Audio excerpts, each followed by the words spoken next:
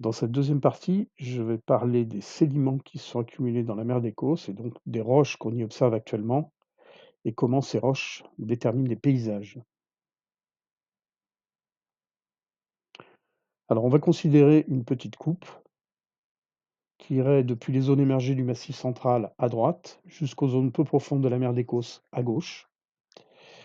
Pendant tout le Jurassique, des sédiments vont s'accumuler au fond de cette mer d'Écosse. Et ces sédiments, ils ont deux origines. D'abord, ce qui est amené par les rivières, qui est lié donc à l'érosion des zones continentales. Normalement, les rivières peuvent transporter des fragments de toute taille, depuis des choses très grossières comme des galets ou des graviers, en passant par les sables, et jusqu'à des particules fines, des argiles. Tout ça dépend plus ou moins du relief sur les zones émergées. Si on est dans des zones de montagne, on va surtout avoir des galets et des graviers. Par contre, en plaine, on aura surtout des argiles. Et comme à l'époque, hein, les reliefs de la chaîne hercynienne ont totalement disparu, il n'y a pratiquement pas de relief. Donc effectivement, dans la mer d'Écosse, ce sont simplement des argiles qui arrivent. Et ces argiles, en plus, elles arrivent par intermittence.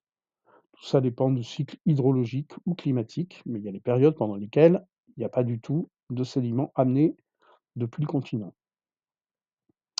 Et puis parallèlement à ça, on est en climat tropical. On a dans les eaux des éléments chimiques qui sont dissous, qui sont utilisés par les organismes pour fabriquer leur squelette, leur coquille. Voilà, et en particulier, quand on est en climat chaud, c'est extrêmement favorable à la fabrication de coquilles, dont une partie va sédimenter et qui sont constituées de carbonate de calcium sous forme soit de calcite, soit d'aragonite. Alors en réalité, ce qu'on va retrouver dans les sédiments, hein, c'est effectivement quelques fossiles, mais c'est aussi et surtout toute une purée de petits fragments de carbonate de calcium, donc une espèce de boue calcaire. Cette boue calcaire se mélange à la boue argileuse, et en fait, en fonction de la présence ou de l'absence d'argile, ben, on va avoir deux types de roches. Pendant les périodes où on n'a que du carbonate de calcium et pas d'argile, en fait, hein, la roche, ça va être un calcaire. Alors le calcaire, c'est une roche qui est dure, qui est perméable, qui est soluble, mais qui va former plutôt des corniches, alors des plateaux ou des corniches ou des falaises. Et puis, lorsque les rivières amènent des argiles, ces argiles se mélangent à la boue carbonatée, qui elle est produite en permanence. Et donc là, on va avoir une roche qu'on appelle la marne, qui est beaucoup plus tendre, qui est imperméable parce qu'elle contient des argiles, et qui donc, elle, va plutôt former des replats, donc des prairies, des talus, avec une pente beaucoup plus faible que ce qu'on va observer sur les calcaires. Un exemple, on est ici à Sénarey, donc dans la vallée du Lot, où on observe un épais niveau de marne, ici, surmonté de niveaux de calcaire. De l'autre côté de la vallée du Lot, hein, on voit le sommet de la corniche du causse de Sauveterre qui correspond à des calcaires, alors plutôt des dolomies dans ce cas-là, on parlera des dolomies après, et puis avec des talus formés de marne en base de coteaux. Le point commun entre ces marnes et ces calcaires, et on le devine ici, hein, c'est qu'on a la trace du dépôt, donc sous forme d'une stratification qui est plus ou moins marquée. Et alors la troisième roche justement, qui est la dolomie, en fait, elle ne se forme pas, elle, au moment du dépôt, elle va se former après, à partir du calcaire. Avant que les roches soient complètement consolidées, le calcaire et la marne sont traversés par des eaux qui percolent et qui vont récupérer tout un tas d'éléments chimiques. Et en particulier dans le carbonate de calcium qui a été fabriqué par les organismes. Comme les organismes sont globalement d'assez mauvais chimistes, il y a tout un tas d'impuretés, et en particulier du magnésium, qui va être extrait par ces eaux et qui va se retrouver concentré dans ces solutions interstitielles qui baignent le sédiment. Les marnes, enfin les argiles qui sont contenues dans les marnes, fournissent également du magnésium. Et donc à partir de ces eaux riches en magnésium, il va y avoir une réaction avec le carbonate de calcium et on va former un autre minéral qui est le carbonate de calcium et de magnésium qu'on appelle la dolomite. Et donc la dolomite forme des dolomies, qui sont également des roches dures, perméables, mais un petit peu moins solubles que le calcaire. Alors cela dit, À l'œil nu, c'est quasi impossible de faire la différence entre une dolomie et un calcaire, surtout quand on n'a pas l'habitude. Par contre, dans les paysages et en particulier dans les grands causses, il y a un élément qui permet de les différencier assez facilement. C'est lié à la stratification dont je parlais tout à l'heure, qui existe dans les calcaires et dans les marnes. Lorsque le calcaire se transforme en dolomie, eh ben, ça a tendance à faire disparaître la stratification. Du coup, les dolomies se présentent sous forme de masses très épaisses, mal stratifiées, et l'érosion, au lieu de dégager justement la stratification, va former des reliefs tout à fait particuliers qu'on appelle des reliefs ruiniformes. Ces reliefs ruiniformes, hein, ils sont particulièrement spectaculaires dans les grands causses.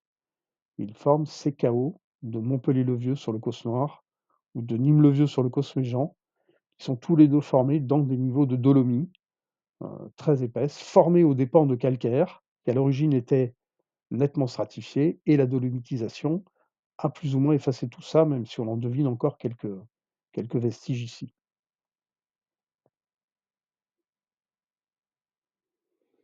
Alors maintenant, comment tout ça s'organise dans les paysages? Ce diagramme est extrait de la notice de la carte géologique de Mende, mais il est valable pour à peu près toutes les zones des Grands Causses. On a en gros 3 épisodes dans la sédimentation du Jurassique. Alors tout commence il y a 200 millions d'années, hein, avec l'arrivée de la mer sur l'ancien socle hercynien. Donc en fait, on va observer les premiers niveaux calcaires déposés sur soit les granites, soit les schistes. Voilà un exemple de ce contact à Sainte-Hélène, dans la vallée du Lot, à la Mande-Mande, où on voit le granit de la Margeride ici, alors pas mal altéré, mais on y reconnaît encore les feldspaths. Et puis par-dessus, les premiers niveaux calcaires de la mer des Causses. Dans ce cas-là, c'est des dolomies. Pendant les premiers 10 millions d'années,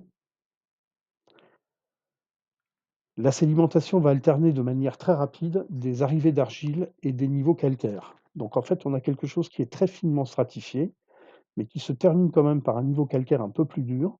Et donc tout ça va former une première corniche que j'appelle la corniche inférieure et qui est particulièrement nette et bien visible sur la bordure est du Causse méjean. Donc là, on est depuis Saint-Laurent-de-Trèves et on voit effectivement, alors au-dessus des schistes des Cévennes qui sont vaguement visibles ici en rouge, on a ces premiers dépôts calcaires très stratifiés et on voit que l'érosion souligne bien cette stratification avec cet aspect de millefeuille.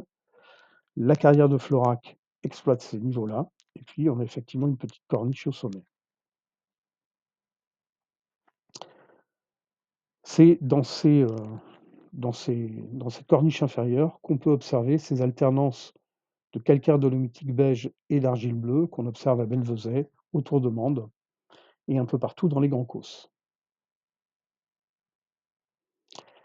Pendant les 15 millions d'années suivants, les arrivées d'argile vont être permanentes.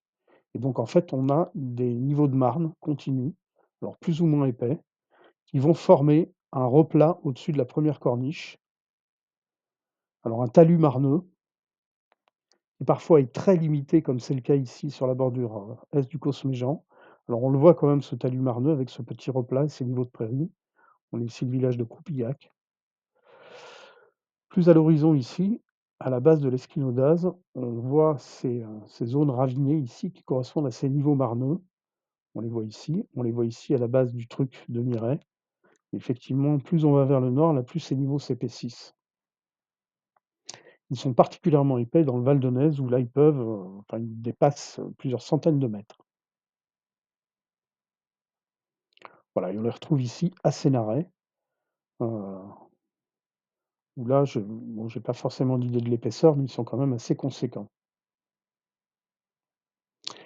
Et puis alors ensuite, au-dessus de ce talus marneux, on a une corniche supérieure qui est liée au fait qu'à partir de là, les arrivées d'argile, se tarissent assez rapidement et ensuite on n'a plus que des niveaux carbonatés, donc calcaires et puis avec ces épais niveaux de dolomie qui sont symbolisés ici et qui font que cette corniche supérieure, dont les niveaux les plus récents sont datés de 145 millions d'années, va présenter une érosion uniforme tout à fait caractéristique. Si on revient à Saint-Laurent-de-Trèves, on voit qu'effectivement, au-dessus du talus marneux, on retrouve cette érosion uniforme qui contraste de manière flagrante avec l'érosion de la corniche inférieure. Ici au Bondon, ces niveaux sont à peine conservés au niveau du sommet de l'esquinodase, donc on ne voit pas d'érosion uniforme. Voilà, par contre, un peu plus sur la gauche de l'image, on va vers le chaos de Nîmes-le-Vieux, dont j'ai parlé tout à l'heure, voilà, qui est ici. Et Montpellier-le-Vieux, c'est la même chose.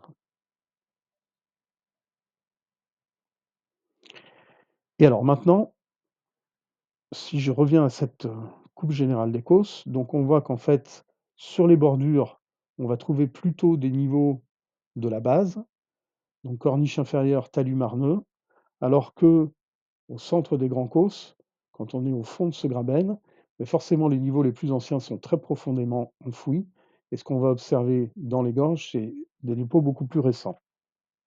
Donc effectivement, si on veut pouvoir observer ces deux corniches avec le talus marneux, il faut plutôt aller sur la périphérie des grands causses. Voilà, donc on va laisser de côté les grands causses, Sauveterre et Méjean. Les gorges du Tarn, bon, on voit des alternances de niveaux plus durs et de niveaux plus tendres, mais tout ça, c'est la corniche supérieure. Et pour observer les niveaux inférieurs, il faut aller sur la bordure. Dans ce qu'on appelle les avant-causses, alors je vais laisser de côté tout ce qui se passe du côté ici, cause de Séverac, cause Comtal et cause du Masgros. Voilà, et je vais évoquer donc alors les trucs de Marvejols, la plaine de Montbel, et puis son prolongement ici dans la vallée du Chazac et les causses du Blémard. Et puis du côté Cévenol, on a la chaîne des Bondons et la chaîne de l'Hospitalet. Alors j'ai fait ici une coupe très simplifiée qui fait abstraction des failles dont j'ai parlé tout à l'heure, et pour expliquer en fait la différence des paysages dans ces différents secteurs. Donc on retrouve ici le socle métamorphique et les massifs de granit. Et alors l'érosion atteint des niveaux qui sont différents en fonction de l'épaisseur des niveaux calcaires. Quand on est dans la partie centrale, la corniche inférieure est très profonde, le talus marneux par-dessus, et puis la corniche supérieure au sommet. Et tous ces niveaux remontent vers les bordures et vers les avant-causses. On aurait ici la vallée du Lot et la vallée du Tarnon, qui, elles, vont creuser jusqu'à la base des dépôts calcaires et même parfois atteindre les niveaux du socle. On observe les schistes au sud de Florac, dans la vallée du Tarnon, et du côté de Badarou, dans la vallée du Lot. Et donc, en fait, ces vallées vont séparer le domaine des grands causses à gauche de ma coupe, des avant-causses sur la droite. Du côté grand causse, on va avoir par exemple le causse Méjean, le causse de Sauveterre et les gorges du Tarn. Et on voit qu'effectivement, les gorges du Tarn, même très profondes, n'atteignent pas le talus marneux et sont dans la masse de la corniche supérieure. Quand on va un peu plus vers le nord, on a cette petite particularité ici qui sont les petits causses de Chanchefège et de Mende, séparés du causse de Sauveterre par une très large vallée qui est le Val d'Aunaise. Alors le Val d'Aunaise en fait est très large, malgré le fait que c'est deux petites rivières qui y coulent, le Bramont et la Nise, mais parce que les dépôts marneux sont particulièrement épais dans ce secteur-là, et donc en fait l'érosion a parfaitement dégagé de larges zones marneuses, voilà, qu'on peut voir sur cette image. Donc ça c'est le Val d'Aunaise vu depuis Saint-Beauzile. On a ici la corniche du causse de Sauveterre, on a ici la petite colline du Truc de Balduc qui en est détachée, et toutes ces zones ici couvertes de prairies sont taillées dans les marnes. On y reconnaît d'ailleurs quelques zones ravinées, ce qu'on appelle les enfers, et qui ont valu à ce secteur son très grand succès auprès des chercheurs de fossiles. Et donc les arrêtés municipaux qui interdisent actuellement la collecte sont totalement justifiés. Sur la corniche du causse de Sauveterre, ici, on commence à deviner, ici à l'horizon, en allant vers le col de Montmirail, le début des reliefs uniformes qui correspondent en fait au niveau dolomitique. Et puis alors du côté avant Causse, effectivement, on va voir qu'on voit très peu les niveaux de la corniche supérieure, surtout le talus marneux et la corniche inférieure. Voilà, on est ici sur la chaîne des Bondons. On a ici le truc des Bondons, et en fait le truc des Bondons, à sa base, on a des marnes, que l'on voit ici en gris, et protégé de l'érosion par un petit chapeau qui correspond à la toute base des dépôts de la corniche supérieure. Et sur cette perspective, en fait, on voit dans le lointain, ici à l'arrière-plan, le causse Méjean. Donc en fait, on voit cette partie-là, et donc la perspective nous donne des dépôts beaucoup plus récents dans le lointain et des dépôts beaucoup plus récents au premier plan.